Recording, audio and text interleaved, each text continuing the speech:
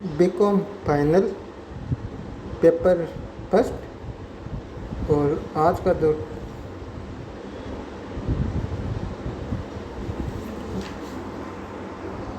जो टॉपिक है वो है परियोजना बस्टन अथवा पूंजी बस्टन की तकनीकें या विधियाँ।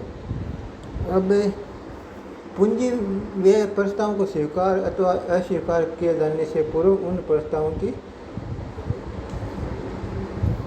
लाभ कितना देती है उसका मूल्यांकन किया जाना आवश्यक होता है। इसके लिए परियोजना बस्टन अथवा पूंजी बस्टन की तकनीकों का प्रयोग किया जाता है, जिसके आधार पर परियोजना को स्वीकार करना अथवा अस्वीकार करना उसमें अंतर किया जाता है। अन्य विकल्पों में से किसी एक अथवा अधिक का चुनना, उनका क्रम निर्धारित करना, अधिक लाभों को कम लाभों तथा शीघ्र लाभों को बाद के लाभों की तुलना में प्राथमिकता देना संभव हो पाता है। इसलिए पूंजी बस्टन की तकनीकों का अध्ययन करना आवश्यक हो जाता है। और अब पूंजी बस्टन मूल्यांकन की जो विधियाँ हैं वो है, इसमें पूंजी बस्टन की विधियाँ को दो आधारों पर अलग अलग किया गया है। पहला आधार है परंपरागत अथवा गैर बट्टा रोकड़ प्रवाह विधियाँ। दूसरा आधुनिक अथवा बट्टागत रोकड़ प्रवाह विधियाँ। परंपरागत अथवा गैर बट्टा रोकड़ प्रवाह विधियों में जो पहली विधि है वो है पुनर्भुगतान अथवा अदायगी अवधि विधि।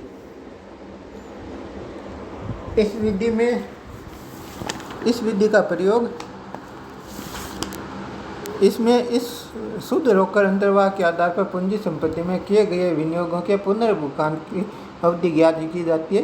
यदि सभी वर्षों में शुद्ध रोकड़ अंतर्वाह की राशि समान रहती है तो विनियोजित राशि में से इस रोकड़ अंतर्वाह की वार्षिक राशि का भाग देकर परियोजना के पुनर्भुगतान की अवधि ज्ञात कर ली जाती है। और इसको सूत्र रूप में इस प्रकार लिखते हैं, P बराबर C/R।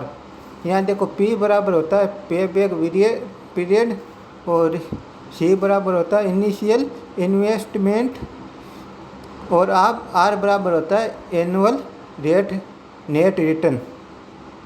अंतर्वाह शुद्ध अंतर्वाह होते हैं R का मतलब। तो इस विधि में यह होता है। और यदि इसमें एक से अधिक वैकल्पिक परियोजना में किसी एक ही परियोजना को इस विधि के अनुसार चुनना हो तो उस परियोजना को चुना जाता है जिसकी पुनर्भुगतान अवधि सबसे कम हो।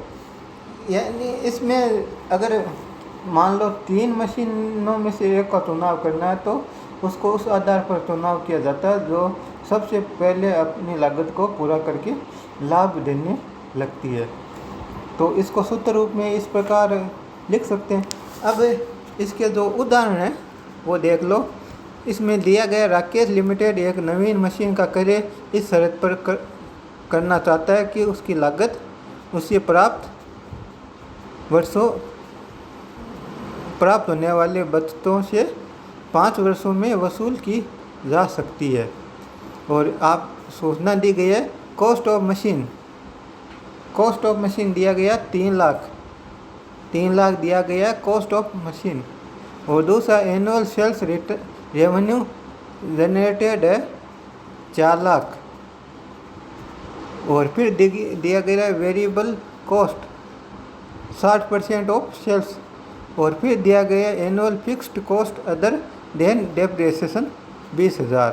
और taxation to be charged at 5% of profit किया जा सकता है। अब ये हमें यह कहता है प्रबंधक को सलाह दीजिए कि मशीन समाप्त की जाए या अथवा नहीं, यानी एक्सेप्ट की जाए मशीन या नहीं। तो इस पर इसको पहले हम सॉल्यूशन करेंगे सवाल का। पहले इसको सारणी टाइप में लाभदायकता स्टेटमेंट बना लेंगे। इसमें लिख देंगे पहले सेल्स रेवेन्यू 4 लाख, उसमें से वेरिएबल कॉस्ट 60% घटा देंगे, फिक्स कॉस्ट घटा देंगे 20,000 लेस डेप्रिसिएशन लिख देंगे जो आधार दिया गया है। पांचवा है लाइफ ऑफ, हमें यह पांचवा आधार दिया गया, life of the machine is 8 years। तो इसमें 3 लाख का भाग देके निकालेंगे तो 37,500 आ गए और 2,60,000 में 1,40,000 1,40,000 आए।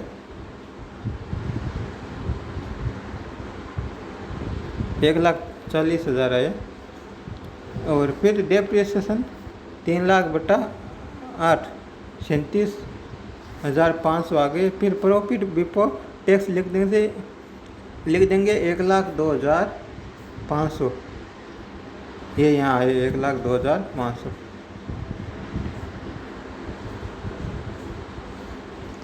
फिर इनकम टैक्स 50% है वो घटा देंगे, 1,02,500 का 50% घटा देंगे। तो फिर आगे हमें प्रॉफिट आफ्टर टैक्स आ गया 51,250 और फिर लास्ट में डेप्रिसिएशन घटा देंगे। डेप्रिसिएशन को वापस ऐड करेंगे तो इसमें आ गया 37,500, ऐड कर देंगे तो अपना नेट कैश इनफ्लो आ गया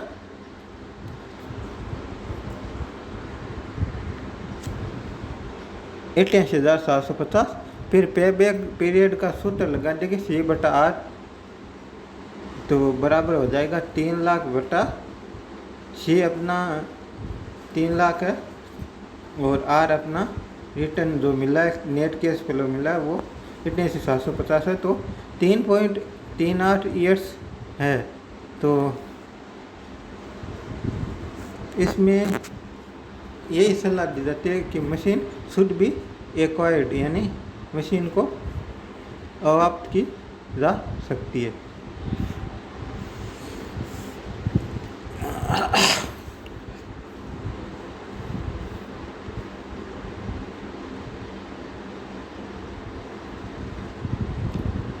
फिर अपना दूसरा क्वेश्चन है वो है एक्स लिमिटेड एक नवीन मशीन को पर विचार करिए जिससे वही परिचालन कार्य किया जाएगा जो अभी तक श्रम द्वारा किया जाता है। ए और ब दो वैकल्पिक मॉडल है। निम्न सूचना के आधार पर एक लाभदायकता विवरण तैयार कीजिए तथा पुनर्भुगतान अवधि ज्ञात कीजिए।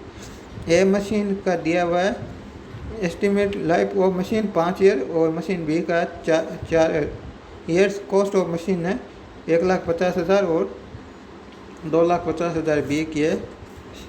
सॉल्वेज है वैल्यू ऑफ मशीन एक ही है 1,50,000 और सॉरी इसमें ये है नील है, दोनों तरफ नील दिया गया है दोनों मशीनों का। सॉल्वेज और वैल्यू ऑफ मशीन दिया गया नील। और फिर दिया गया कॉस्ट ऑफ इनडायरेक्ट मटेरियल पर एन्यूम 6,000 और 8,000। बी मशीन का 8,000 है और ए मशीन का 6,000। शेविंग इन स्क्रैप दी गई है 10,000 और 15,000। एडिशनल कॉस्ट ऑफ सुपरविजन पर एन्यूम दिया गया 10,000 और 16,000। एडिशनल कॉस्ट ऑफ मेंटेनेंस दिया गया है 7,000 11,000। और estimated savings in direct wages दी गई है,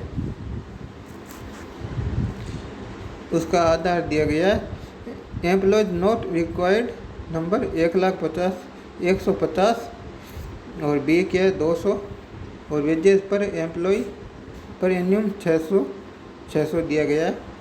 आप किस मॉडल की सिफारिश करेंगे? तो इसमें हम इसको हल करेंगे पहले और फिर इसके बारे में हम राय देंगे। तो इस पहले हम टोटल सेविंग्स निकाल देंगे दोनों मशीनों की। एस्टिमेटेड सेविंग इन स्क्रैप है 10,000 और 15,000 बी की।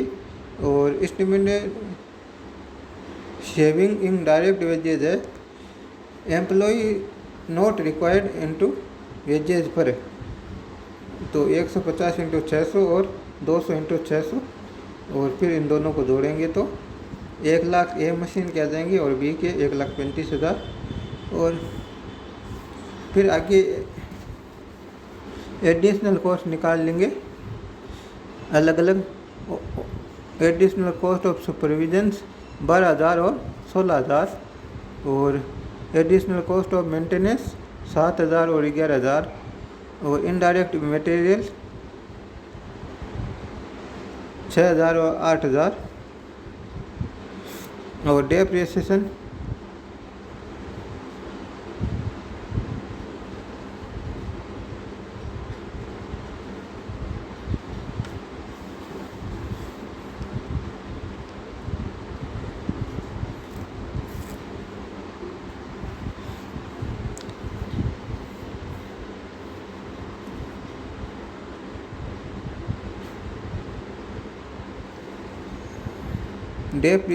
इस प्रकार निकाला गया है।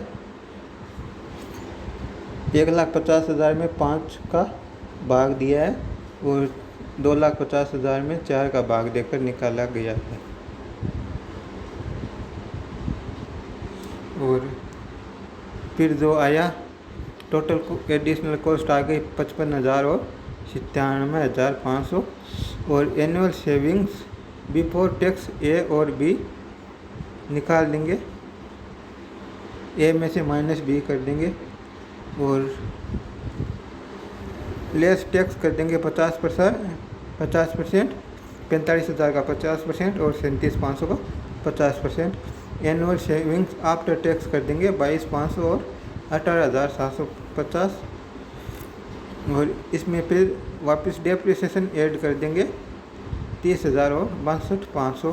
तो इस प्रकार एनुअल कैश इनफ्लो आ गया 52,500 और 81,250। और फिर दोनों का पे बैक पीरियड निकालेंगे, मशीन ए का और मशीन बी का अलग अलग निकालेंगे।